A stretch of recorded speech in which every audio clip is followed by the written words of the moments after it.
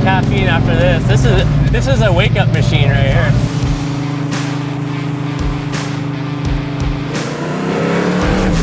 So today we have the pleasure of taking this 69 Mustang out for a cruise, or a rip as they say.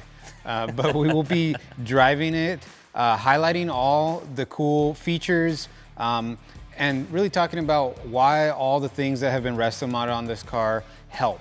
So this car has a Blueprint 347 stroker engine, a TKX 5-speed, 9-inch Ford rear end, a full TCP coil-over system, a little bit of chassis bracing, Willwood disc brakes, 18-inch wheels and tires, AC, a stereo. It has pretty much everything you need, a rack and pinion steering. But what we're gonna do is take it out on the road, because all those really cool parts look pretty, but they have to perform. And so I'm gonna take Joe with me so he can be our butt dyno and tell us how it feels riding along in the car. And we'll put him behind the wheel too to get the full driving experience. We're out on the road. So first thing I noticed is that this engine doesn't have the craziest camshaft, which makes it idle really smooth. And then like this, the power band is smooth. It's not all or nothing like some engines with a big camshaft. Right. So that's kind of the first thing I noticed. The clutch feels really good, just pushing it in and out. The throttle is pretty touchy though. And that's something, I think the Holley Sniper, we've looked at it, and it's just, you gotta get used to that throttle pedal, because it does give kind of a lot of power at first, so. You just gotta get used to feeling for the right spot, you know. Yeah, but the shifter feels great. So yeah, really notchy engagement. I think you mentioned that before. So it feels like a modern car, and it is a brand new TKX transmission. So it's something they designed from the ground up specifically for these muscle cars. So it feels great. This thing sounds so good. Yeah. That's the one thing about a small block Ford that is hard to beat, is the sound. Yeah, it's one of the best sounding engines out there, I think. 100%. I'm biased though. This thing feels so planted on a turn. I would honestly say this thing feels more at home turning than it does just driving normally in a straight line. Yeah.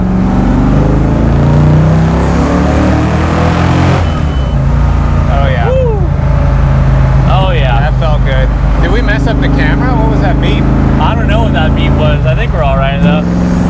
Oh, you know what it was? We hit red line. Oh. So the tack beeps at you. That's kind of cool. The coilovers are really good on this car. The rack and pinion has kind of a light feel when you're on center. But yeah, through the turns is where it's really like, it requires almost no extra effort. You kind of just, when you want to turn it, you point it where it wants to go and it just stays planted and follows it. So yeah, there's some cars I've driven where through the turns is where you're putting a lot more effort into getting it to do what you want. And this car is just effortless in that sense. Yeah, yeah, it's all those elements that come into play, the TCP suspension, the steering, all of it. Right. The Nittos are pretty sticky. You know, it's not like a full race compound tire, so this will have good all-season performance. Yeah. But they are very sticky. They feel planted on this car. Yeah. Yeah, and it's a 245 wide tire on an 8-inch wheel in the front and a 285 in the back. So not a giant tire, but a 285 is pretty good. I mean, a lot of modern performance cars, that's the tire size that they're running in the back. So with the right compound, this thing feels good. Oh yeah, I mean, that's pretty much what I run on my GT500, and that's a modern Mustang, so. There you go. Yeah. Just such a great feeling car. I mean, the sound is really what gets me, because it feels like you're driving a modern car, but then when you listen to it, you kind of wake up and you go, oh yeah, I'm driving a classic 69 Mustang. Right, exactly. Yeah, and behind the wheel, like the wood grain steering wheel, the big coves, the really cool thing is seeing the hood scoop and the turn signals with LED indicators in the hood scoop. You know you're in an old car. I mean, it doesn't feel like a modern car. Yeah. It's that drivability that makes it feel like a modern car. Exactly. When you're actually looking around, you go, oh yeah, this is a 69 Mustang. Right. All right, so we're in third gear. RPM. Let's give her a little.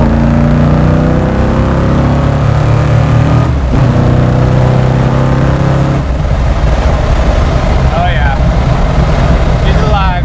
Nice and healthy. Yeah, that gets up to speed, man. Yeah. And a smooth power band. That's the one thing. The small block is not like that knock your socks off boosted type power band, but it's smooth. Feels good. Oh yeah.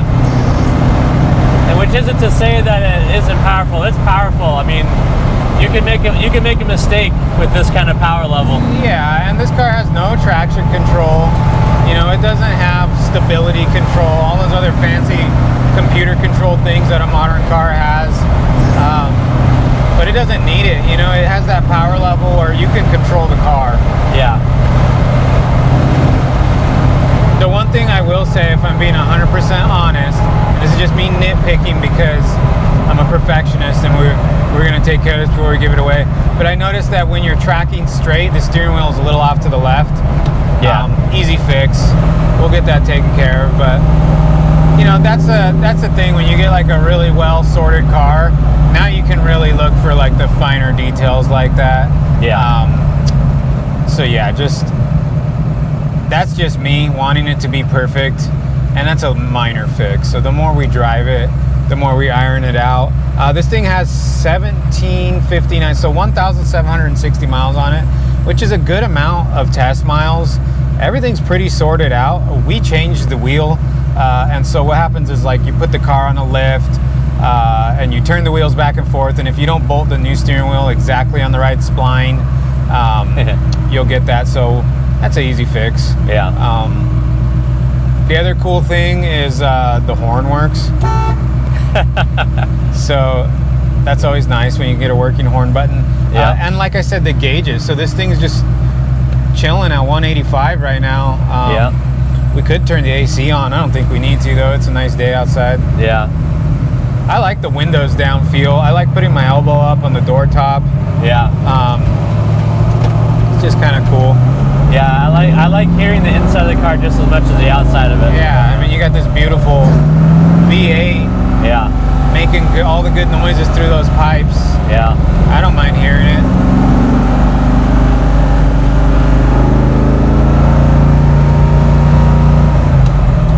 The on-ramps are so fun on this car. Oh yeah. It just like, it gives you the confidence to just push through. Yeah.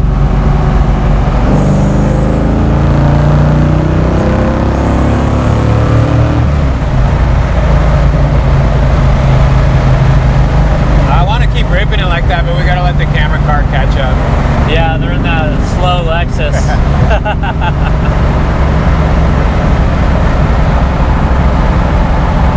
You know, 69 was really when the Mustang became more than just a pony car. It became a muscle car. That's true. You got some like real serious big blocks during that time. Just a variety of types of Mustangs they built in 69. There was the Trans Am cars, which were like Boss 302, and then you had the serious like drag racing themed cars, which was the Boss 429s, and then Mach 1s. I mean, you just had so many options. Yeah. When we first got this car, the first thing I thought of was John Wick. Yeah. Yeah, that's a good in that movie, man. The 69 Mustang was so powerful. Yeah.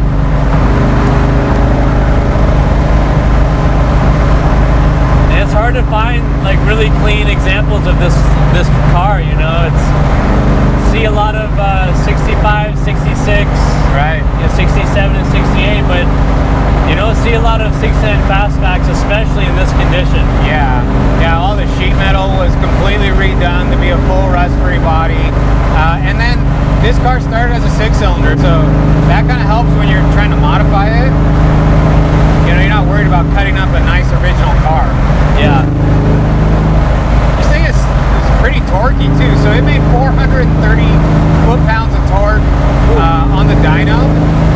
So normally I associate a small block Ford with being like high revving, high horsepower, but this one feels torquey.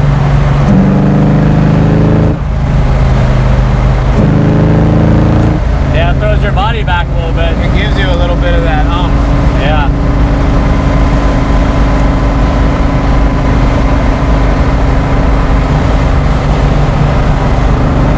All right, well, freeway cruising, no problem. Too easy for this car. Let's get it on a road where we can make some digs and some little passes and see how it is to get out of the hole with this car with a stick shift. All right, let's see it. The joys of filming out on a private road.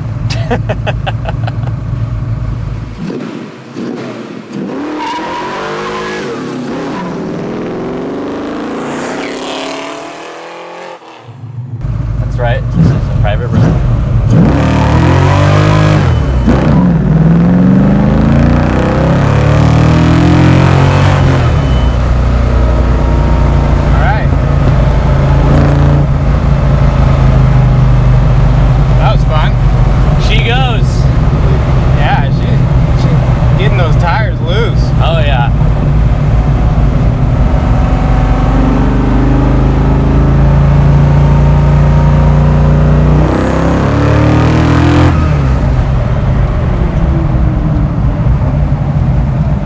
Rolling into it, like second gear, just rolling into it. Yeah. It's pretty good.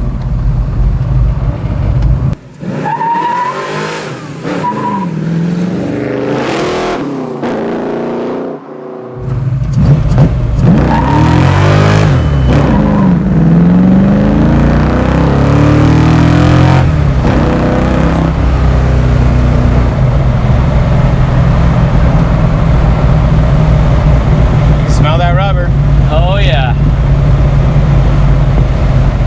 Yeah, that 347 will smoke those meats. Smoking these meats here. I know. But it's not so much that it just, you know, like disintegrates them. It'll start accelerating at the top of first, you know? Yeah. And then you grab second and you're good to go.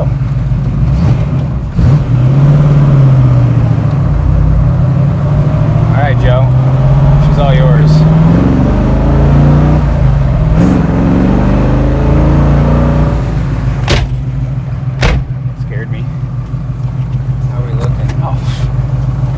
Baby.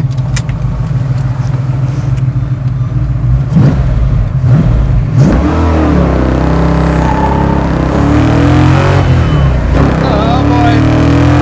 Here we go. All right.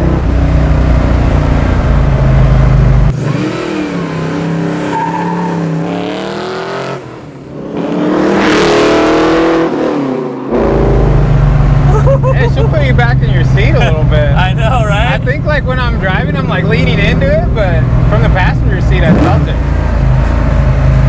Woo. Yeah, yeah, that throttle just wants to send you. Yeah, it's like a light switch.